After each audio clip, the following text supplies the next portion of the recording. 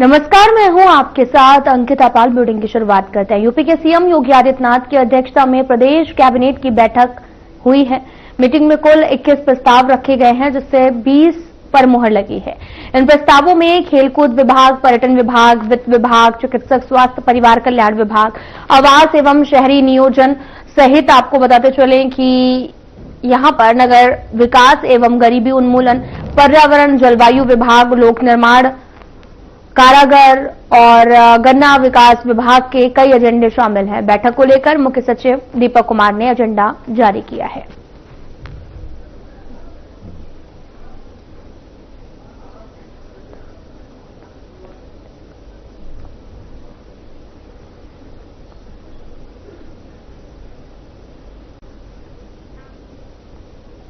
उत्तर प्रदेश के लखनऊ में मंत्रिपरिषद की बैठक हुई, जिसके पश्चात मंत्री सुरेश कुमार खन्ना ने प्रेस कॉन्फ्रेंस कर कैबिनेट निर्णयों की जानकारी दी। इस दौरान उन्होंने क्या कहा, आपको सुनाते हैं। जो 20 ओरिजिनल आए थे उसमें से 19 पास हुए, एक एडिशनल है बागपत वाला। अभी बता रहे हैं, तो तसल्ली करिए, क्या उठा दो अभी बता।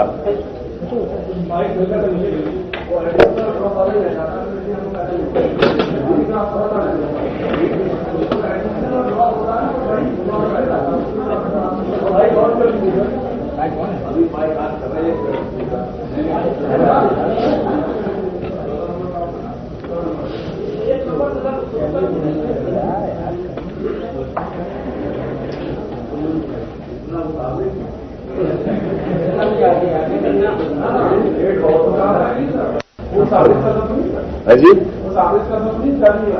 इसका ऐसा है, आप लोग पटरी पर से हट जाते हो।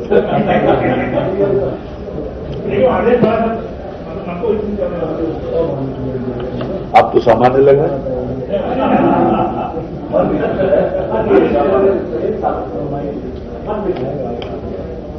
आज के इस प्रेस वार्ता में हम सभी अपने प्रेस प्रतिनिधियों का स्वागत करते हैं। आज मंत्रिपरिषद के समक्ष कुल 21 प्रस्ताव प्रस्तुत हुए, जिसमें से एक 14वें नंबर का प्रस्ताव पुनर्परीक्षण के लिए ड्राफ्ट किया गया और बाकी 20 प्रस्ताव पर मंत्रिपरिषद की स्वीकृति प्रदान की गई, जिसमें कुछ प्रस्तावों पर हम आपसे बात करेंगे। इसमें खासतौर से सरकार ने समय समय के ऊपर ये जो इंडस्ट्रियलिस्ट को, जो निवेश करने वाले लोग हैं, उनको छूट देने की बात कही, एसजीएसटी में छूट देने की बात कही, स्टाम्प ड्यूटी वगैरह में, तो उसकी कंप्लायंस के आधार पर ये प्रस्ताव नंबर 2 है, उसको अवस्थापना इंडस्ट्रियल डेवलपमेंट का है विशेष रूप से।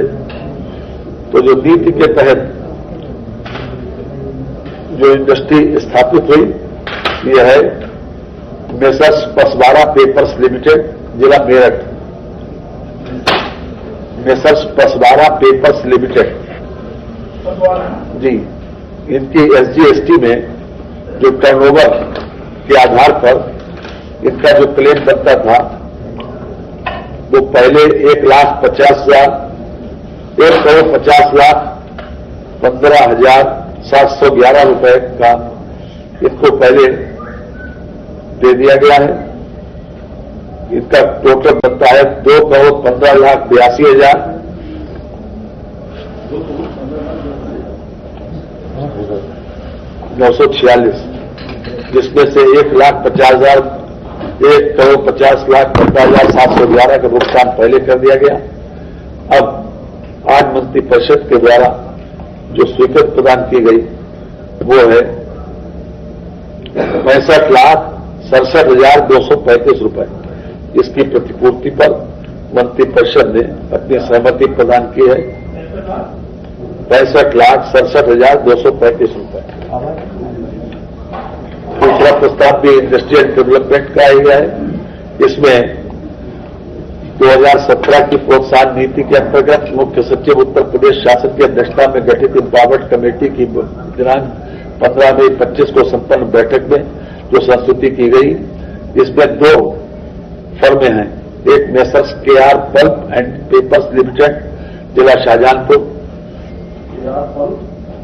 K R pulp and papers limited, जिला शाहजहांपुर,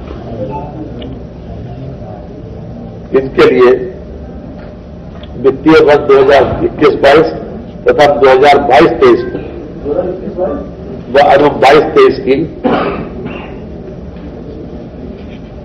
56,39,785 रुपए इनको दी जाए, इस बात की सहमति आज मंत्री परिषद ने दे दी। इसी तरह से messrs Vrindavan agro industries private limited, जिला मथुरा को दिनांक 1/4/23 से 30/9/24 तक की अवधि के लिए इनको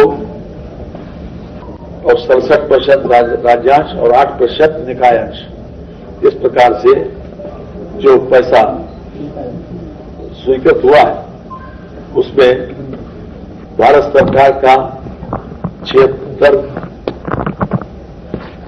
करोड़ 10,32,000, राज्य सरकार का 182 करोड़ 64,77,000 तथा निकाय अंश 45 करोड़ 66 लाख सम्मिलित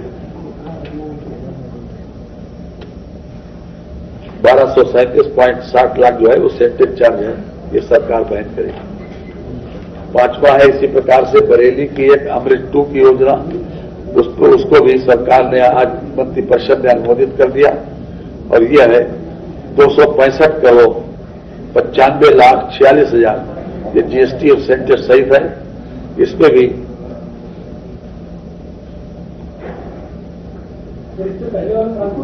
जी, इसके पहले वाला कानपुर का, ये भारत सरकार का इसमें 85 करोड़ 30,96,000 रुपया, राज्य सरकार का 145 करोड़ 4,95,000 रुपया तथा निकाय अंश 25 करोड़ 59,55,000 रुपया।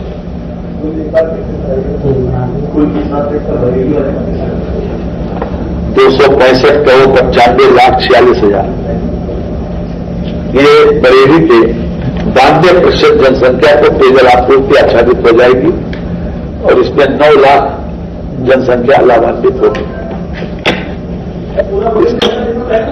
जी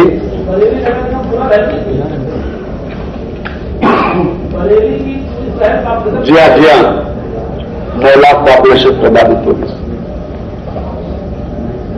ठीक है, ये इसके अलावा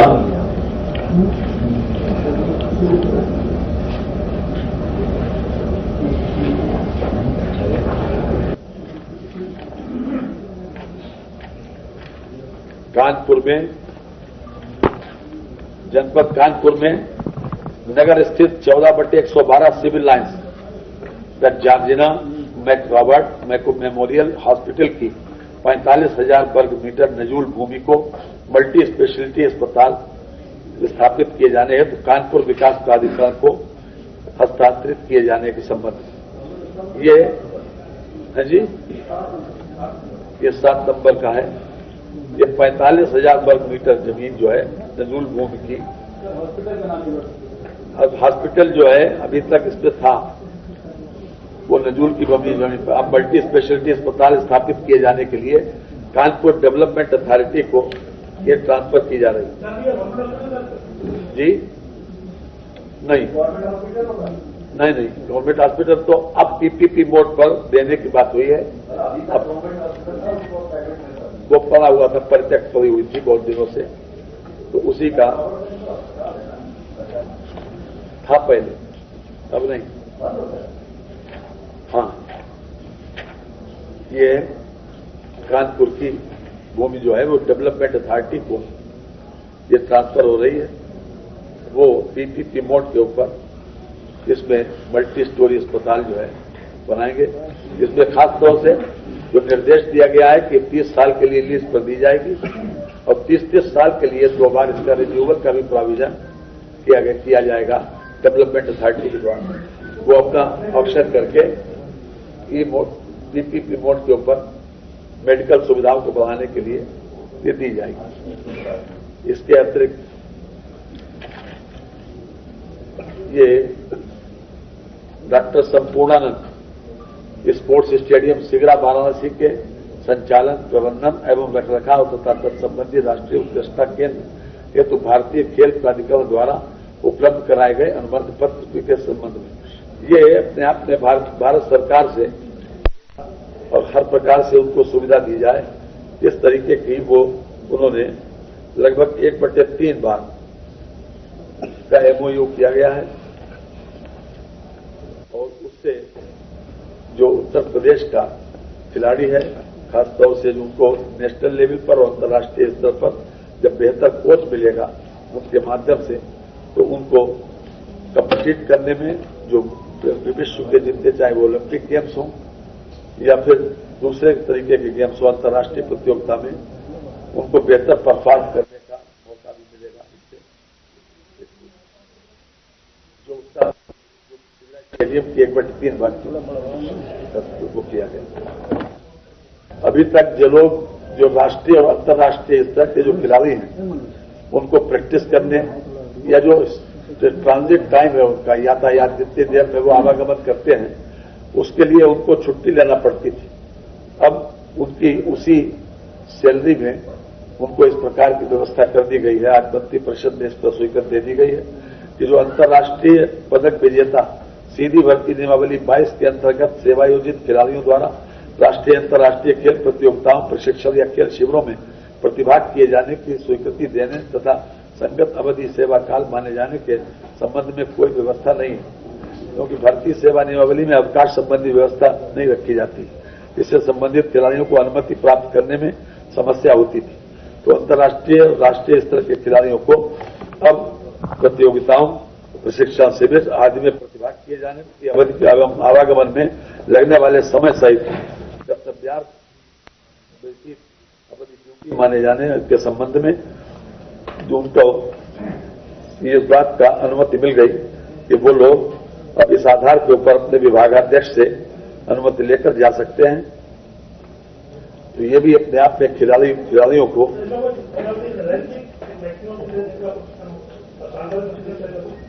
ऐसा है ये विभागाध्यक्ष तय करेगा।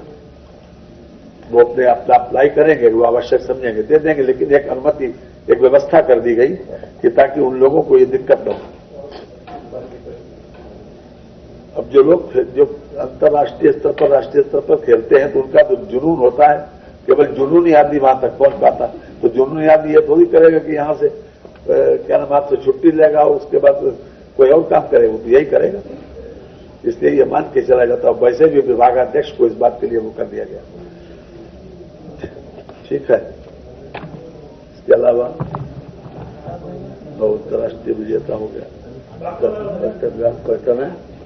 हाँ 11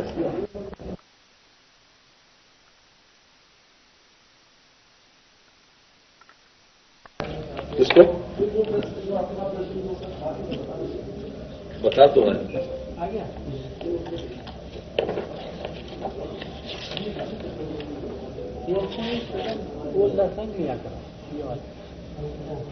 अयोध्या में, जनपद अयोध्या में विश्व स्तरीय मंदिर संग्रहालय का निर्माण एवं संचालन कराए जाने के संबंध में इसमें टाटा एंड सन्स को 25 एकड़ जमीन दी गई थी 15 मार्च 2024 में।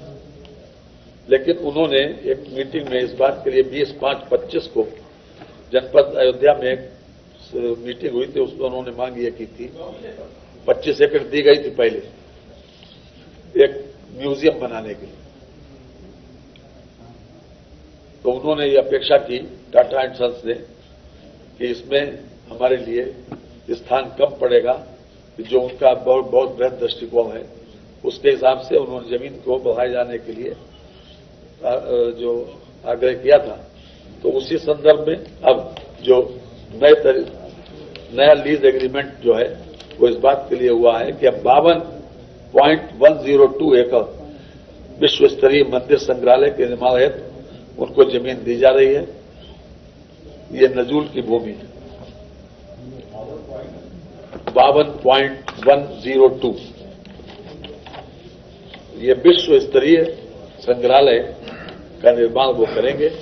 इसमें खास तौर से संग्रहालय का प्राथमिक उद्देश्य प्राचीन भारतीय मंदिर वास्तुकला शैलियों का विकास, इसके सिद्धांतों, इसके संरचनात्मक घटकों, क्षेत्रीय शैलियों और साहित्य, कलात्मक, ऐतिहासिक रुचि की वस्तुओं के संरक्षण का एक व्यापक प्रदर्शन वहां पर करना है। इसलिए एक बहुत बड़ा संग्रहालय भी प्रस्तावित किया गया है और मैं समझता हूं कि आपके लिए बहुत सुखद अनुभूति होगी सभी लोगों के लिए। 14 जो है वो डिफर हो गया है। इसके अलावा फिर दिव्यांगजन वाला एक है जी, जो चीज बताने के लिए कहा जाता है बता दिया जाता है। अब ABCD देखिए और फिर XYZ देखिए। है जी,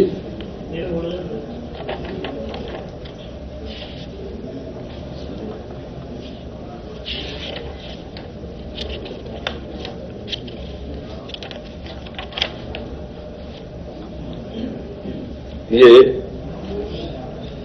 प्रदेश के प्रत्येक मंडल मुख्यालय पर जिला दिव्यांग पुनर्वास केंद्र की स्थापना एवं संचालन राज्य सरकार के संसाधनों से किए जाने के संबंध में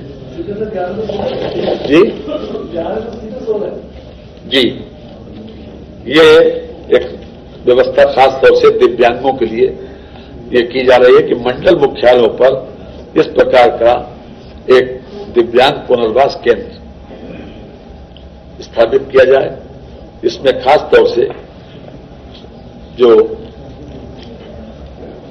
दिव्यांगजनों का सर्वेक्षण, चिन्हांकन, दिव्यांग शिविरों का आयोजन, सहायक उपकरणों की मरम्मत, कृतिभंग, सहायक उपकरण एवं चिन्हांकन, फिटमेंट चाल, उपयोग, प्रशिक्षण, निर्माण के वितरण, दिव्यांगता की रोकथाम, जागरूकता, प्रारंभिक पहचान और सक्रिय हस्तक्षेप, सरकारी योजनाओं का सुगमतापूर्वक लाभ प्राप्त करने में सहायता, दिव्यांग व्यक्तियों के लिए दिव्यांग प्रमाण पत्र UDID कार्ड जारी करने में सहायता तथा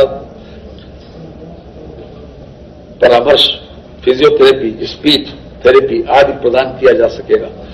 जो हर मुख्यालय के ऊपर, मंडल मुख्यालय के ऊपर इस प्रकार का केंद्र बनने का एक प्रस्ताव है। राज्य मंत्री परिषद ने इस पर भी अपनी सहमति दे दी। अब इसके अलावा लोक निर्माण विभाग के दो हैं, दो लोक निर्माण विभाग क्या है जी। एक तो यह है जनपद चंदौली में चंदौली सकलडीहा सैदपुर मार्ग राज्य मार्ग चैनल 29.670 तक 4 लेन में चौड़ीकरण और सुदृढ़ीकरण, लंबाई 29.672 किलोमीटर। इसको पुनरीक्षित किया गया है। पहले आ चुका था कि GST की रेट में परिवर्तित हो गया, तो इसलिए इसकी लागत हो गई।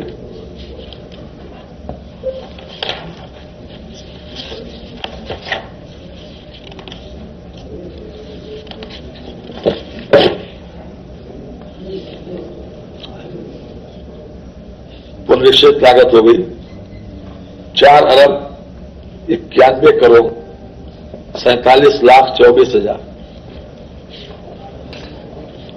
इसका व्यय प्रस्तावित है और 18 महीने में 4,91,47,24,000 चल रहे। 12% GST थी तब लागत कम थी, अब चूंकि GST का रेट बढ़ गया 18% हो गया, इसलिए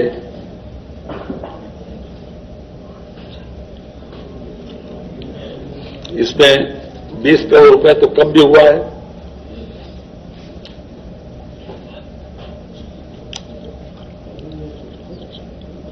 चूंकि 200 करोड़ रुपए से ज्यादा है, इसलिए मंत्रिपरिषद के सामने आया जी। 18 महीने में बागपत वाला जो पहले पर्यटन विभाग को जमीन ट्रांसफर की गई थी,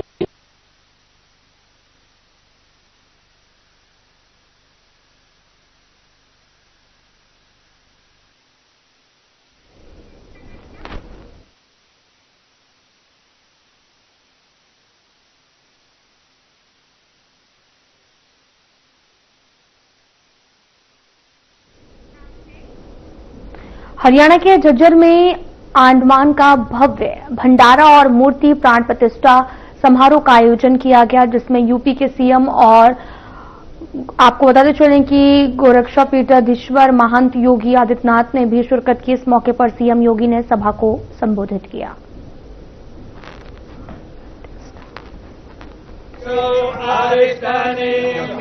बहनों और भाइयों,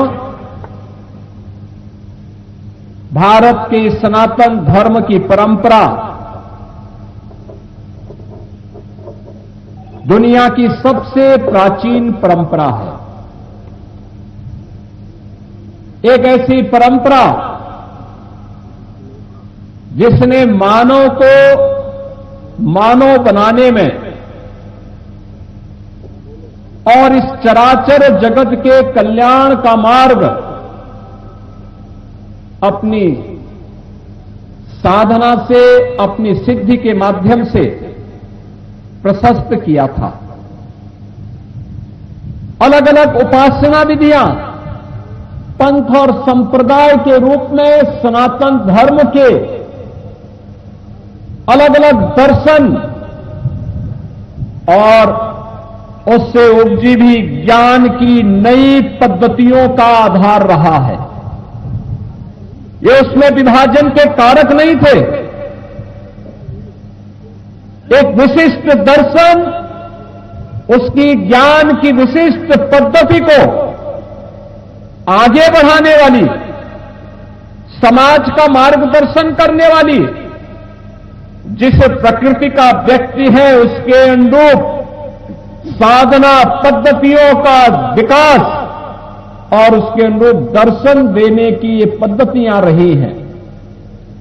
और सनातन धर्म की इसी गौरवशाली परंपरा में नाथ संप्रदाय का अपना योगदान है। इस परंपरा की शुरुआत ही आदिनाथ भगवान शिव से हुई है। और आज आपने इस गांव में भी भगवान शिव के मंदिर और उनकी मूर्ति प्राण प्रतिष्ठा के कार्यक्रम में शिव परिवार की भी प्राण प्रतिष्ठा का कार्यक्रम इन पूज्य संतों और योगेश्वरों, सिद्ध योगेश्वरों की मूर्ति प्राण प्रतिष्ठा के साथ ही शिव परिवार की भी प्राण प्रतिष्ठा का कार्यक्रम यहां पे संपन्न किया है। भारत के अंदर आदिनाथ भगवान शिव की उपासना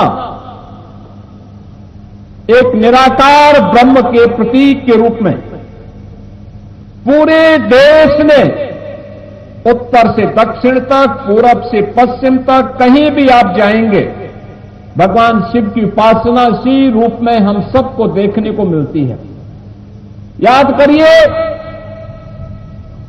कैलाश में विराजमान भगवान कैलाश के वासी भगवान शिव हो या रामेश्वरम में विराजमान भगवान रामेश्वर, ये सभी शिव के वे रूप हैं जो भारत की एकात्मता का भी प्रदर्शन करते हैं। हमारे नाथ संप्रदाय के योगियों ने सनातन धर्म की इन्हीं शिक्षाओं के प्रचार प्रसार के लिए 12 अलग अलग उपपंथों के माध्यम से उसे सर्वसुलभ करने के लिए व्यापक पैमाने पे अपने सिद्धों, अपने योगेश्वरों, अपने योगियों के माध्यम से उसे आम जन तक पहुंचाने के लिए इस कार्यक्रम को अलग अलग कालखंडों में अलग अलग तरीके से पहुंचाने का काम किया। और आज मुझे इस गांव में आकर के, कवलाना में आकर के मुझे अत्यंत आनंद की अनुभूति हुई। मैं जब ऊपर से आ रहा था, मैं देख रहा था, मैं समझ रहा था कि मुझे हो सकता है और आगे जाना होगा, क्योंकि जब मैंने महंत बालकनाथ जी महाराज से पूछा था कि मुझे दिल्ली से वहां पहुंचने में कितना समय लगेगा, तो उन्होंने कहा 45 मिनट। तो मैं समझता था कि एक कार्यक्रम दूर है, मैं समझता था यहां किसी राजनीतिक दल की कोई बड़ी रैली है। फिलहाल बुलेटिन में इतना ही। नमस्कार।